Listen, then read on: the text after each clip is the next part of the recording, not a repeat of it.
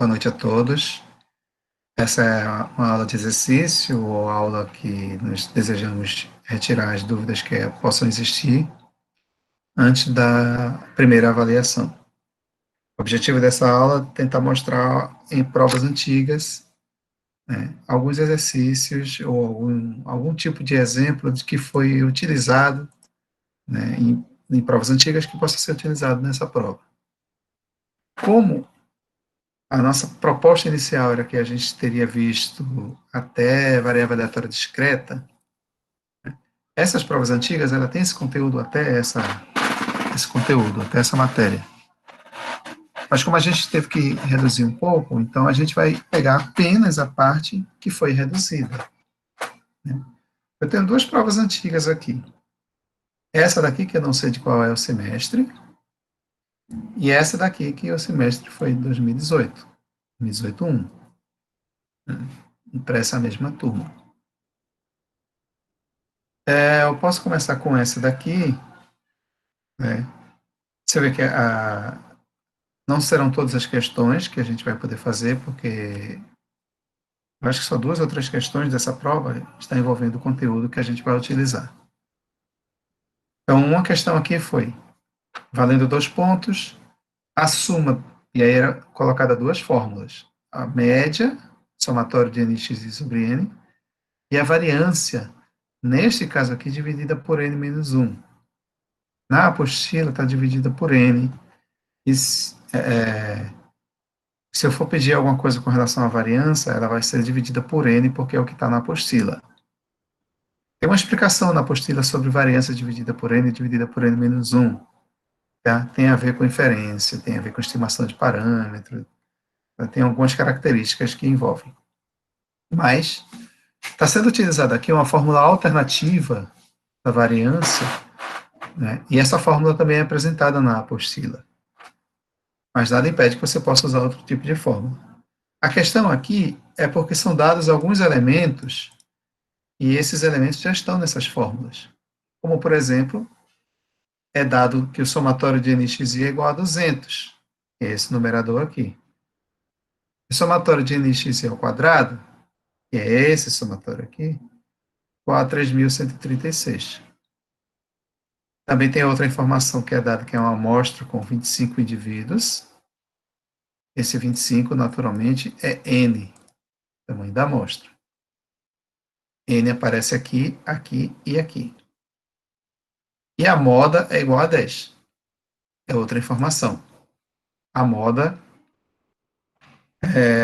no caso, é utilizada para fazer um desses cálculos que é solicitado aqui. Então, o item A pede a média. A média já está aqui a fórmula.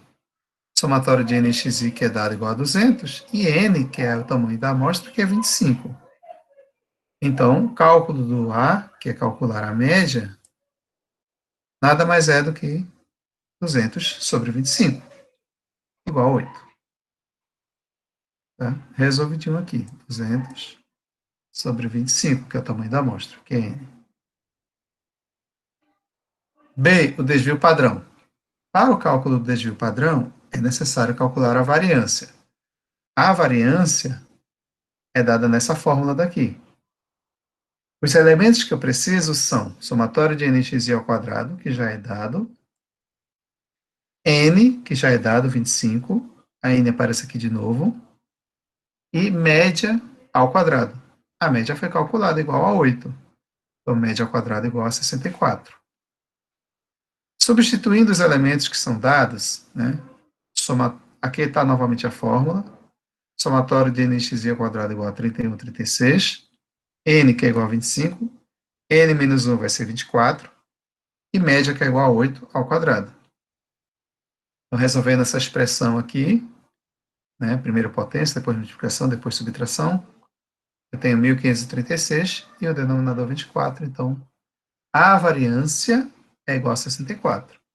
Mas o que pede aqui é o desvio padrão. E o desvio padrão é a raiz quadrada da variância.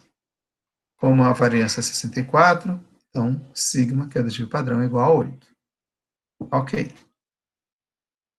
Letra C. Coeficiente de variação.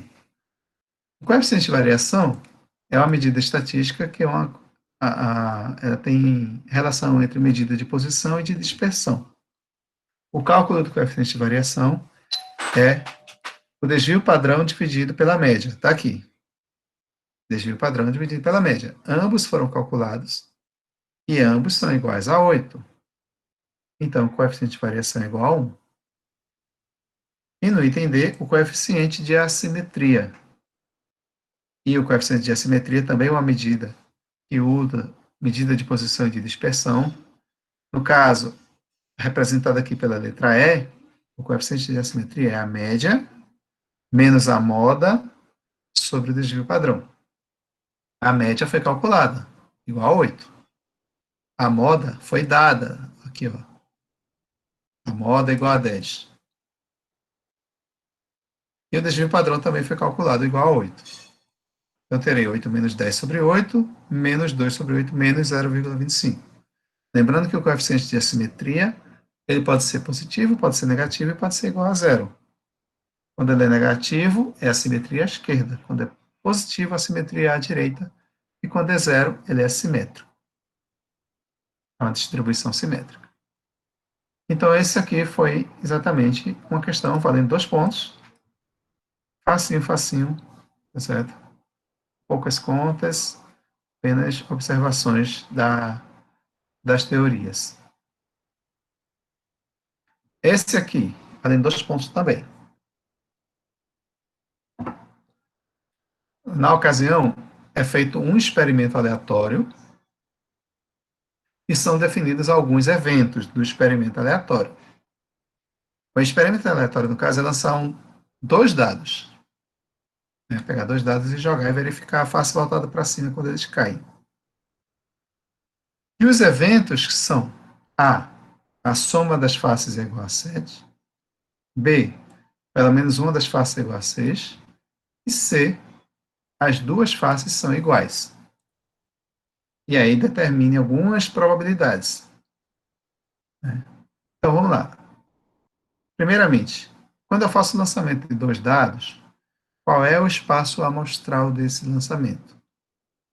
São todas as possibilidades quando eu lanço dois dados.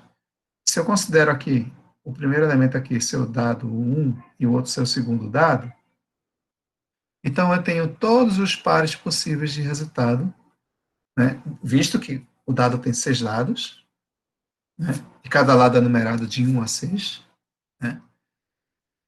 Então eu terei, quando o dado 1 cair com a face voltada para cima igual a 1, o dado 2 tem todas as 6 possibilidades. A mesma coisa quando é 2, 3 até 6. Então, esse é o conjunto de todas as possibilidades do lançamento de dois dados. Todos os pares possíveis. Quem são os eventos? O evento A é o que diz que a soma das faces é igual a 7. Observando aqui, ó, quando eu jogo o dado, os dois dados, e um dos dados é igual a 1, o outro vai ser igual a 6 para a soma ser igual a 7. A mesma coisa com 2, 5, 3, 4, 4, 3, 5, 2, 6, 1. Então, nessa diagonal aqui, estão exatamente todas as possibilidades quando eu jogo um dado, os dois dados, e verifico o evento, a soma ser igual a 7. Então, o conjunto A, que é o meu evento A, é formado por esses pares aqui, ó. 1, 6, 2, 5, exatamente os que eu coloquei aqui. O segundo evento é, pelo menos uma das faces é igual a 6. Então, tem que ter uma face igual a 6. Então, a gente já sabe que essa coluna e essa linha formam os elementos desse evento, né, que é um dado ser, o dado 1 igual a 1, dado 2 igual a 6, e assim para qualquer um, dado 1, desde que o dado 2 seja 6, e qualquer um, dado 2, desde que o dado 1 seja 6. Então, eu tenho essas possibilidades aqui. Esse daqui é o meu evento B. Pelo menos uma das faces vai dar 6. O evento C, as duas faces são iguais. Aqui no meu ômega, no meu espaço amostral, eu verifico que isso vai acontecer aqui, ó, 1, 1, 2, 2, 3, 3, 4, 4, 5, 5, 6, 6. Essa diagonal aqui. As duas faces voltadas para cima são iguais. Os dois dados caem com a face 1, ou 2, ou 3, até 6. Então, esse é o meu conjunto. C. 1, 2, 2, 3, 3, 4, 4, 5, 5, 6, 6. Formado, então, o espaço amostral e os eventos, eu preciso saber o que é que se pede, quais são as probabilidades que são solicitadas. A interseção B. Eu tenho o conjunto A, eu tenho o conjunto B, eu preciso ver quem é a interseção. Está aqui, os dois conjuntos, A e B. Necessariamente, para ser interseção no conjunto B, tem que ter uma das faces igual a 6. Então, agora ficou fácil, porque basta ver quem tem face igual a 6 no conjunto A, e você terá a interseção. Perceba que é o 1, 6 e o 6, 1. Logo, exatamente esses dois aqui são os elementos da minha interseção, 6, 1, 1, 6. Então, qual é a probabilidade de A interseção B? Pela definição axiomática de probabilidade, é o número de elementos do meu evento sobre o número de elementos do meu espaço amostral. O meu evento é A interseção B, eu estou querendo calcular a probabilidade desse evento, e esse evento possui dois elementos, esses dois pares aqui. E o meu espaço amostral ômega tem 36 elementos, 6 vezes 6. Então, é 2 sobre 36, que vai dar 0,0555. O item B. Probabilidade de B condicionado a A. Lembrar da definição de probabilidade condicional. A probabilidade condicional é, a probabilidade da interseção dividida pela probabilidade da condição, que no caso é A. Quem é a probabilidade da interseção? Já calculamos. 1 sobre 18, está aqui. Quem é P de A? Bom, quem é A? A é esse conjunto aqui. Ele tem 1, 2, 3, 4, 5, 6 elementos. Então, o número de elementos de A, que é igual a 6, sobre o número total, que é igual a 36, que é o número de elementos do meu ômega. Esse é o P de A. Então, para simplificar minhas contas, eu estou fazendo com que a primeira fração tenha o mesmo denominador que a segunda fração. Ou seja, 1,18 eu estou chamando de 2,36 para dividir por 6,36, porque quando eu fizer o processo de multiplicação de divisão de fração, e a gente sabe que dividir fração é pegar a primeira fração e multiplicar pelo inverso da segunda, eu vou cortar o 36, sobrando apenas os numeradores, 2 sextos. Então, vai ficar 2 sextos, que é igual a 1 terço, que é 0,333. Então, essa é a minha probabilidade condicional. Letra C. A menos C. Probabilidade de A menos C. Para saber primeiro quem é o conjunto A menos C. É o conjunto dos elementos de A que não estão em C. Está aqui A e está aqui C. Para ser conjunto de C, tem que ter valores iguais, né? 1, 2, 2, 3, 3, até 6, 6. No conjunto A não tem ninguém assim. Então, A menos C, como A e C são dois conjuntos disjuntos, né? São dois eventos mutuamente excludentes, então A menos C é igual a A. A menos C é igual a A, porque a interseção é vazia. Ou seja, os elementos de A que não estão em C são todos os elementos de A, porque não tem nenhum deles em C. Então, sendo A menos C igual a A, P de A menos C é igual a P de A. E a gente já calculou o P de A, que é 6 sobre 36. É igual a 1 sexto, que é 0,1666. Resolvido, então, a letra C. E para terminar a letra D, probabilidade de A união B, interseção B, interseção C. Então, como são conjuntos, eu preciso fazer primeiro essa operação aqui. Quem seria B interseção C? Quem seria A união B? A união B são todos conjuntos de A todos os elementos de A com todos os elementos de B. Sendo que há uma interseção, né? 1, 6 e 6, 1, está aqui. São os dois elementos da interseção. Então, ele precisa ser contado uma única vez, em vez de contar duas vezes. Ou seja, eu vou contar todo mundo do B, e do A eu vou contar apenas 2, 5, 3, 4, 4, 3, 5, 2. Esses 4 aqui. Porque 6 e 1 já está sendo contado aqui, e 1 e 6 já está sendo contado aqui.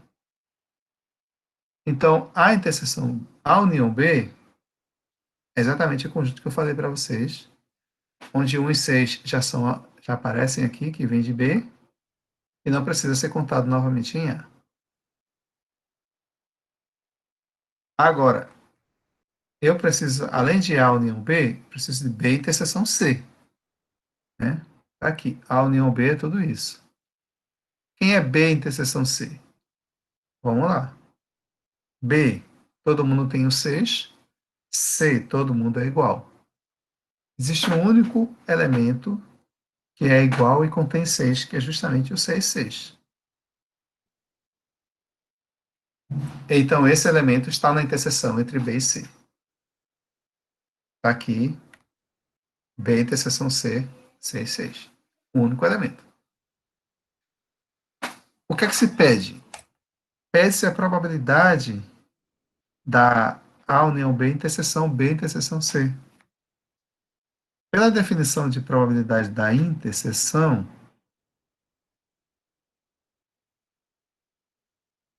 cadê?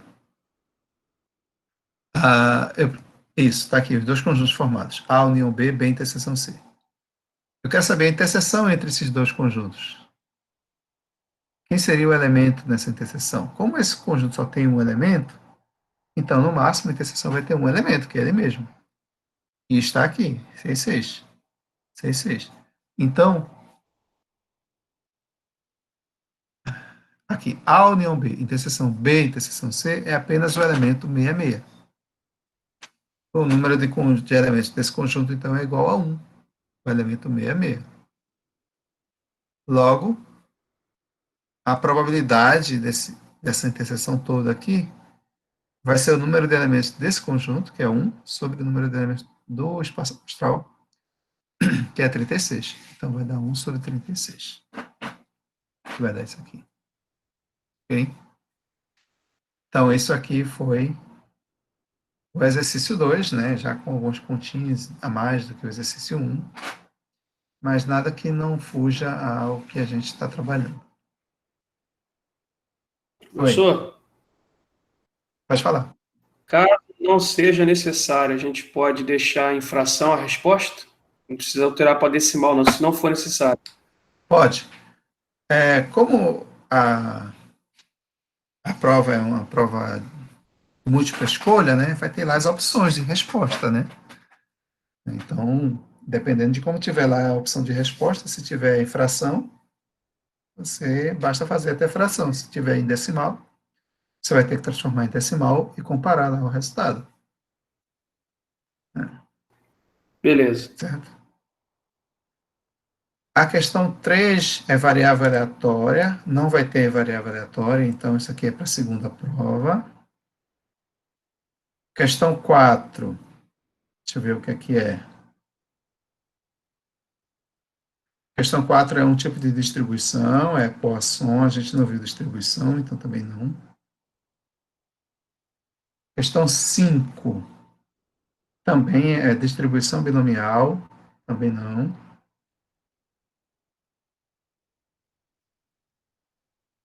Questão 6, isso, questão 6 é uma questão do teorema de Bayes, teorema da probabilidade total, foi o conteúdo que a gente viu na última aula, segunda-feira.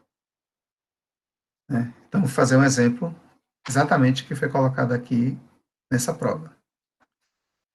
30% das peças vendidas na loja L são produzidas pela fábrica 1, 20% pela fábrica 2, 10% pela fábrica 3 e as demais pela fábrica 4. São 4 fábricas. Né? Tem informações que 98% das peças produzidas pela fábrica 1 não contém defeito. 97% da fábrica 2 não contém defeito. 94% da máquina da fábrica 3 não contém defeito. E 1,5% das peças produzidas pela máquina 4 são defeituosas. Então, eu tenho informações que não são defeituosas até a 3, mas que são defeituosas pela 4. Se uma peça for selecionada aleatoriamente, determine qual é a probabilidade dela ser defeituosa. Bom, a primeira coisa que tem que ser feita quando você tem um problema desse, um problema grande, cheio de informação, é exatamente coletar essas informações. Quais são essas informações? A fábrica 1 é responsável por 30% das peças. Então, se eu tiver uma peça que eu estiver selecionada aleatoriamente, a probabilidade dela ser da fábrica 1 é 0,3. A mesma coisa para a fábrica 2, que é responsável por 20%. Se eu pegar todas as peças dessa fábrica e selecionar aleatoriamente uma peça, a chance dela ser da fábrica 2 é 0,2. A mesma coisa com a fábrica 3, que é 10%, e eu não tenho informação sobre a fábrica 4, apenas diz que são as demais. Como são todas as peças vendidas, então as demais é um complementar de 100%. Ou seja, cadê?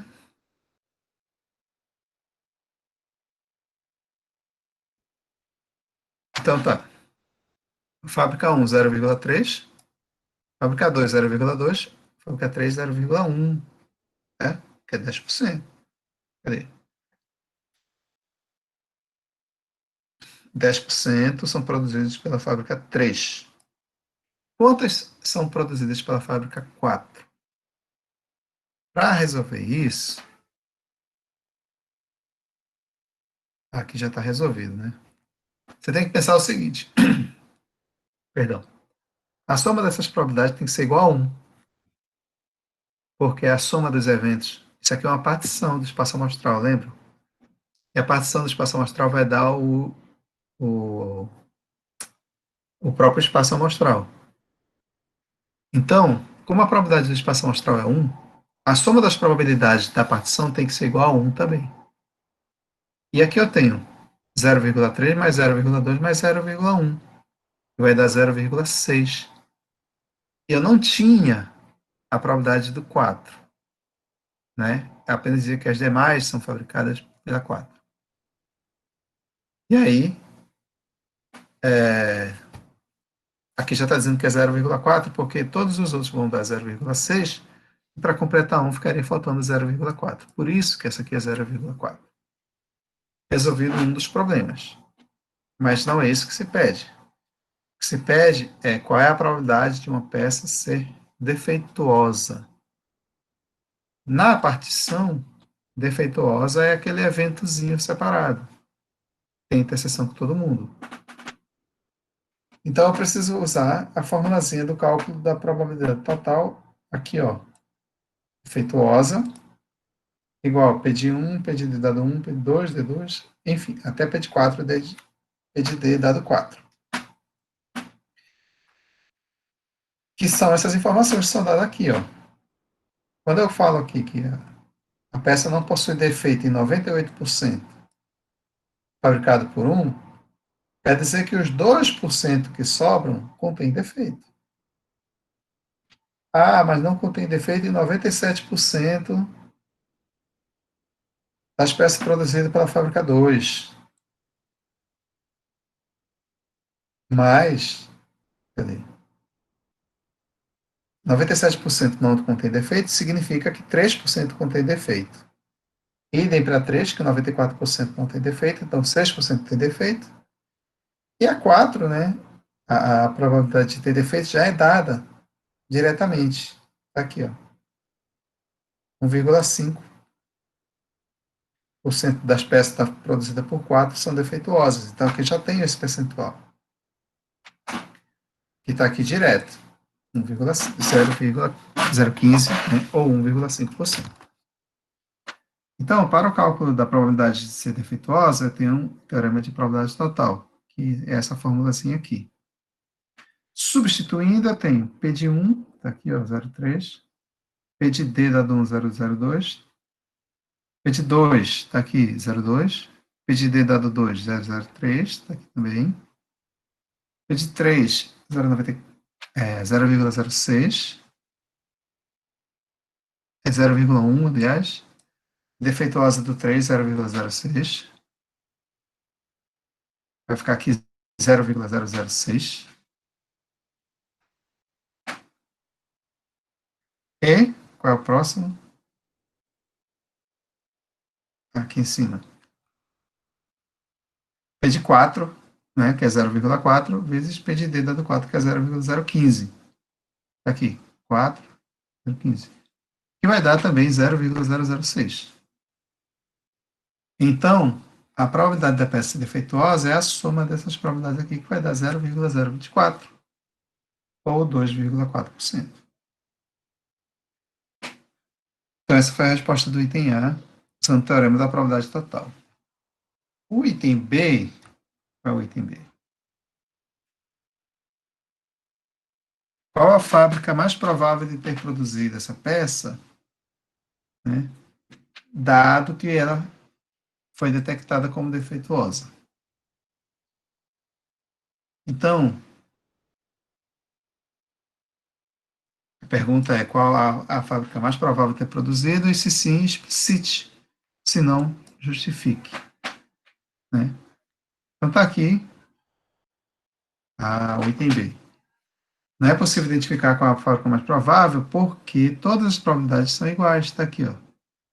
006, 006, 006. Todo mundo tem a mesma probabilidade de ser defeituosa. Então, você não tem como verificar, não tem como saber, certo? A partir daí, qual a máquina mais provável de ter produzido uma peça defeituosa, dado que todos têm a mesma probabilidade de chance. Tá aqui, ó. Todos eles são iguais a 0,006 dividido por 0,24. Então, não é possível identificar. Tá certo? Então, pergunta é possível saber? A resposta é não. E a justificativa são essas contas aqui. E chegando a esse resultado. E essa foi essa primeira prova. Terminou aqui. Né? Nós deixamos de fazer uma ou duas questões dessa primeira prova. É uma prova que eu fui encontrar em alguma época do passado. Mas também tem essa outra daqui. Essa com data certa, né? 2018.1. Então vamos ver o que é que a gente pode aproveitar nessa prova aqui. Né? Em uma determinada repartição, os 300 funcionários foram pesquisados sobre o desconto do imposto de renda na fonte. Percebeu-se que o mesmo desconto foi de R$50. Não, que o menor desconto foi de R$50, o maior foi de 248. R$50, 248. Isso em 2018. Responda, valendo 1 ponto. Completar a tabela de distribuição de frequências agrupadas com os valores mínimo e máximo, obtendo delta. Não, completar a tabela de distribuição de frequência abaixo. Né? Na verdade, ele devia ter uma tabela incompleta aqui. Mas vamos ver como foi completada. Já deveriam ter as classes e o número de... O número de classes a ser utilizado. Certamente é 5. Então, calculou o delta, né, que é o amplitude total, maior menos o menor, que foi colocado aqui, 248 menos 50, deu 198. Pegando o próximo múltiplo de 5, de 198, que é 200, Então, cada classe vai ter a amplitude que é 200 sobre 5, que é igual a 40. Então, está aqui. Se o menor é 50 e a classe é 40, é 50 mais 40, 90. 90 mais 40, 130. Mais 40, 170. Mais 40, 210. Mais 40, 250. Que engloba o meu maior valor, que é 248. Aqui são dadas as frequências, então basta respeitar as frequências como elas já estão colocadas. Né? Então, tabela preenchida. Meio Professor, ponto. Oi, pode esse falar. caso aí, se o valor da classe inferior fosse abaixo de 50, fosse 49, eu teria que jogar um valor mais redondo para baixo aí para iniciar a classe, né? Primeiro que, como ele começando em 49, a sua conta já mudaria aqui, que tem que ser 49, certo? E aí você começaria daqui do 49, porque é a classe fechada, mais o próximo valor, pode ser esse 40 de repente. E assim sucessivamente, certo? Existem alguns livros que sugerem que você pegue um valor abaixo do menor. Tipo, você sugeriu 49, poderia pegar um valor 45 para começar, entendeu? Mas aí sua amplitude muda. Mas tudo isso são possibilidades. Construir uma tabela de distribuição de frequências, né, ela é livre, ela tem os critérios a serem colocados, claro, colocar as classes e tal, mas ela é livre para você escolher, por exemplo, esse valor mínimo e esse valor máximo lá no final. Desde que cubra todos os valores, tudo é válido, certo? Então, se você tomasse 49 aqui, esse aqui daria outro valor, mas você aproximaria, tá? E aí, simplesmente você começaria pelo menor valor aqui. Ele estaria aqui, certo?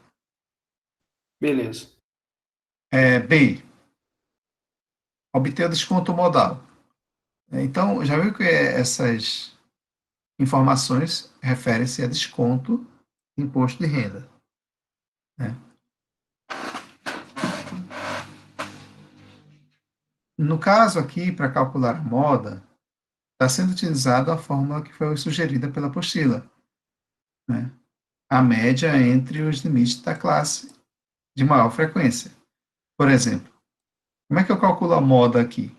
Eu verifico a frequência absoluta e olho qual é a maior delas. É essa aqui, 150. Qual é a classe? É essa daqui, que eu vou chamar de classe modal. A apostila sugere que você faça a média simples entre esses valores, 130 e 170, está aqui. Totalizando 150 de média. Então, existem também outras fórmulas prontas que podem dar valores diferenciados. Tá? Algumas fórmulas de moda. Pode ser utilizado, não tem problema. Tá? Mas essa sugestão da apostila é mais simples, né? Usa uma forma bem mais simples, que é só calcular uma média mesmo de dois valores, tá, são os limites das classes, calcula a média da classe que tem a maior frequência, que no caso é 150, esse daqui. Curiosamente, né, a moda também é 150, coincidência, tá? Porque 150 aqui, na verdade, é a frequência, certo? Poderia ter outros valores aqui. Mas o desconto modal é esse aí, 150. Letra C. Desconto médio. Então, para fazer o desconto médio, que é a média, eu precisei criar uma coluna para que ela seja feita. Então, olha só. Está aqui as classes e as frequências absolutas NI, NI, XI. Tá. XI é o ponto médio, na verdade, né, das classes, porque assim é utilizado para a gente calcular a média. XI é o ponto médio das classes. E NI é a frequência absoluta, tá aqui. 3, 30, 150, 3, 30, 150, e aí vai. E eu tenho o NI e XI, que é o produto dessas duas colunas. NI com XI. 3 vezes 7, 210. 3 vezes 111, 110. 30 vezes 110, 3.300 e assim sucessivamente. Fazendo esse produto, teremos essa coluna, NXI, e aqui embaixo tem o total, que é a soma. Então, o somatório de NXI é igual a 50.400.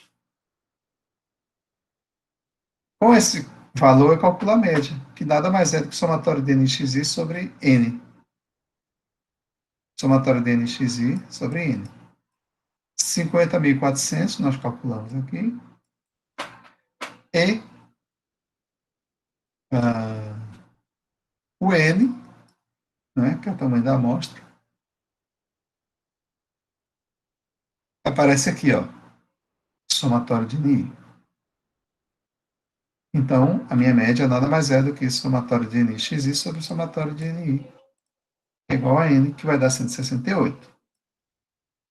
Lembrando, o somatório de NXI está nessa tabela aqui da coluna NXI, e aqui está o somatório. Então, eu teria um desconto médio de 168 unidades de medidas que está sendo utilizada. Então, essa foi a primeira questão de uma prova do presencial. Segunda questão. A segunda questão não dá para fazer porque ela mexe já com distribuição de probabilidade de variável aleatória. Então, não é para fazer, não é para pensar nisso agora. Questão 3.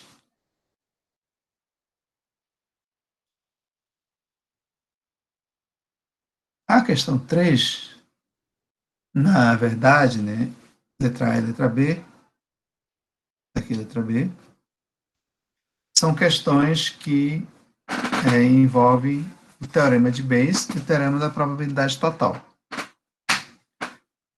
Unidade 1 e 2 saem, respectivamente, 39%, 26% de todas as peças produzidas em uma indústria, e as demais são produzidas em U3, e esses lotes aqui são de peças defeituosas, 2, 2,5% e 3%, em cada uma das unidades. A primeira pergunta é, sabendo que uma peça vai ser sorteada, qual a probabilidade de ter ela sem defeitos? Qual a probabilidade dela não ter defeitos? Então, aqui é o teorema da probabilidade total, né? Temos que obter a probabilidade da peça ter sido produzida pela U3, né? Como são complementares, formam partição, então P de U3 é 1 menos P1 mais P2 mais P2, que vai ser, respectivamente, as probabilidades de produzir as peças. 39%, 26%.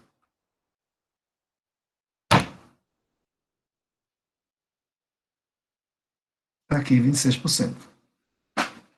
Então, P de U3 vai ser 1 menos isso, que vai dar 1 menos 0,65, que vai dar 0,35. Descoberto o P3, PU3, né, vamos ver quem é o D, o evento, a peça defeituosa. Então, aí entra o teorema da probabilidade total novamente. P de D, P de 1, P de D dado 1. P de 2, P de D dado 2. P de 3, P de D dado 3. E essas informações estão todas aqui. Cadê as informações?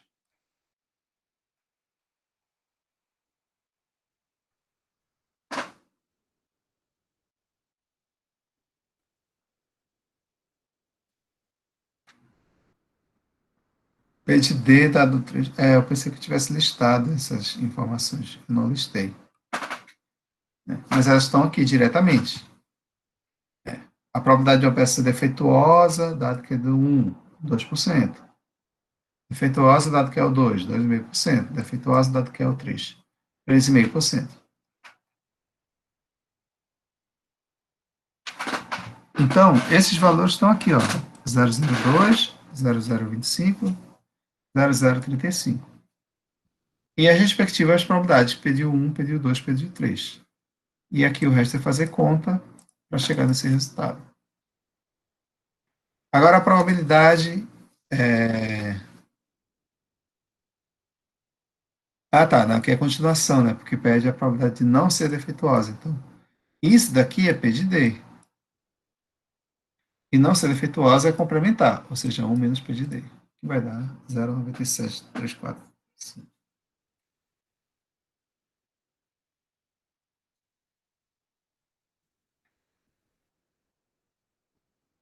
Se eu sortear, percebe que a peça é defeituosa, qual a probabilidade de ter saído da usina? 3, unidade 3.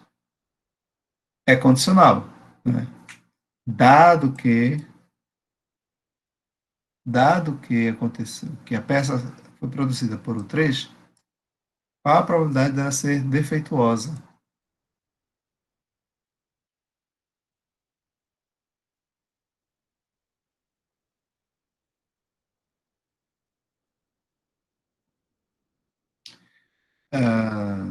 Deixa eu ver aqui. Estou me perdendo aqui um pouco. Cansado já, isso sim. Aqui é a probabilidade condicional, teorema de Bayes, certo? Pediu 3, dado que é defeituosa, né? Sabendo que ela é defeituosa, qual a probabilidade de sair de 3? Pelo teorema de Bayes, tá certo? Essa parcela aqui de cima é exatamente essa parcela daqui. Pediu 3, P de D dado 3. E o denominador é P de D, que é exatamente o que foi calculado aqui. Então, basta pegar esses valores aqui, essa parcela, que vai dar 0,01225, sobre esse daqui, 0,02655. Então, essa é a probabilidade condicional, diretamente por essa forma. Outra questão. Deixa eu ver se é binomial. Binomial não cai. Então, não preciso ver essa questão 4. Questão 5. Algumas pessoas foram pesquisadas sobre preferência de filme e faixa etária. Então, está aqui o filme, drama, comédia, ação. E aqui do lado, não era para pintar, as faixas etárias. 16 anos, menor que 16 anos, 17 a 20, 21 a 35, 30, maior que 35. E aqui estão os totais de cada linha, de cada coluna. Essa tabela tinha sido dada como não preenchida. Você vê que tem os valores aqui que estão em negrito. Isso aqui foi o preenchimento do item A, complete a tabela. Né? Então, na ocasião, né, foi preciso completar. Lembrando que aqui tem um total, né, 30 mais 15 mais 25, vai dar 70. E aqui também tem os totais aqui embaixo, 30, 30, 10, 20, 90, e assim sucessivamente. E aqui o total geral, 250. Então, dessa tabela aqui, no formato como ela está, eu tenho algumas informações, tipo, das 250 pessoas, 20 delas, que é o que eu estou marcando aqui, são pessoas que têm entre 21 e 35 anos que preferem filme de ação. Tá? E assim eu posso fazer para qualquer um valor aqui esse mesmo tipo de análise. Mas vamos lá. Assumindo que uma pessoa vai ser sorteada aleatoriamente, qual é a probabilidade de essa pessoa preferir drama ou ter mais de 20 anos? Então vamos lá. Primeiro, drama é aqui. Todo mundo aqui prefere drama. E ter mais ou menos, mais de 20 anos, é todo mundo a partir dessa linha aqui, ó, 21 a 35 e maior ou igual a 36. Então, quando eu pergunto qual a probabilidade de um evento ou outro, então eu estou trabalhando com a probabilidade da união. Então é P de D, que é o drama, união, Z união W, onde Z são as idades de 21 a 35 e W maior que 35. Juntando essas duas, eu tenho pessoas maiores do que 20 anos. Né? Tem mais de 20 anos. Z união W. E a probabilidade da união resolve-se através da soma das probabilidades menos a interseção. Então, quem seria a soma das probabilidades? P de D mais P de Z da união W menos P de D interseção Z união W. Isso é a fórmula da probabilidade da união. Então, vamos lá. Quem é P de D? P de D são todas as pessoas que preferem drama, são 90 sobre o total, que é 250. Então, eu tenho aqui 90 sobre 250. P de D.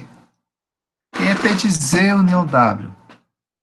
Z união W são todas as pessoas que envolvem Z e W, ou seja, 50, que é o total de Z, mais 65, que é o total de W. 50 não, 55 mais 65. Isso vai dar 110 sobre 250. Perdão, 55 mais 65 vai dar 120. Tá? 55 mais 65 sobre 250, que aqui eu já sei que vai dar 120. E pede a interseção. Quem é a interseção?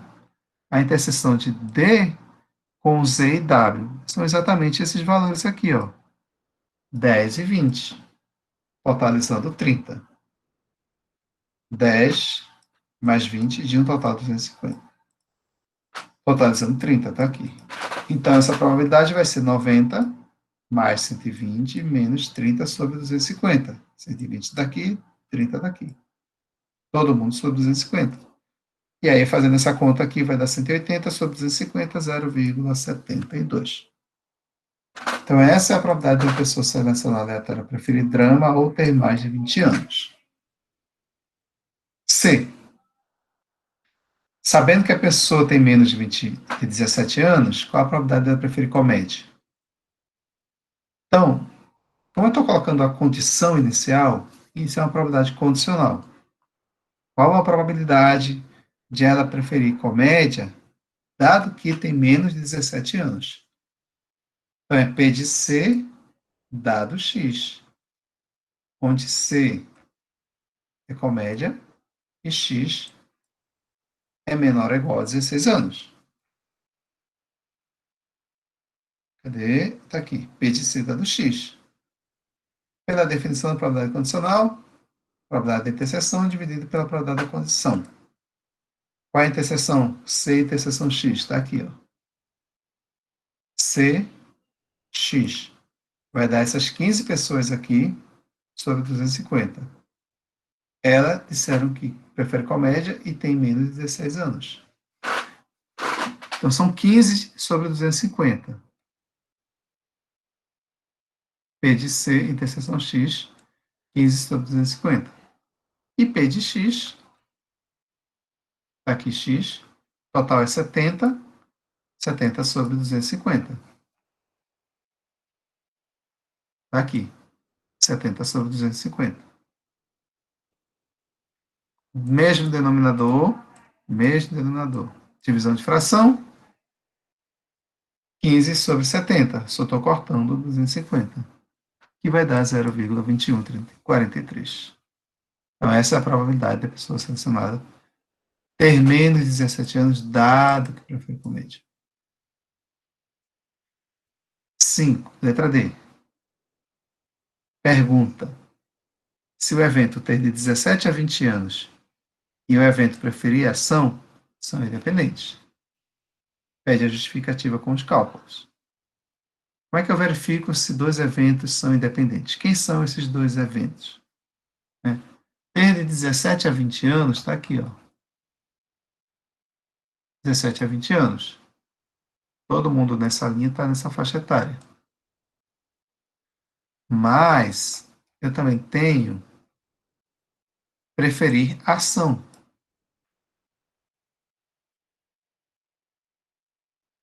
Ação, preferir ação total 90 de 250. Então, para saber se são independentes, eu preciso verificar se a probabilidade da interseção é igual ao produto das probabilidades. Quem é a probabilidade da interseção de Y com A, né? Que é a ação e menos de 16 anos?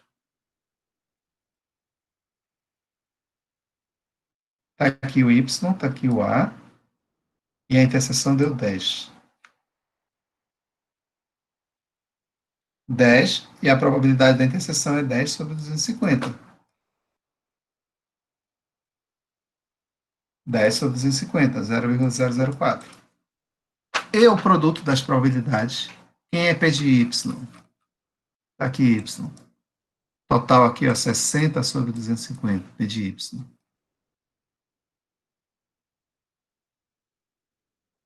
Aqui, P de Y, 60 sobre 250. Só que eu tenho que fazer o produto com P de A. E o P de A,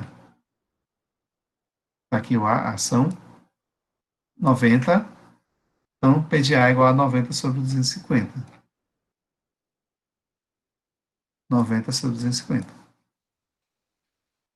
Então, a probabilidade da interseção, 0,004. A probabilidade do produto vai ser o produto das probabilidades aqui, ó.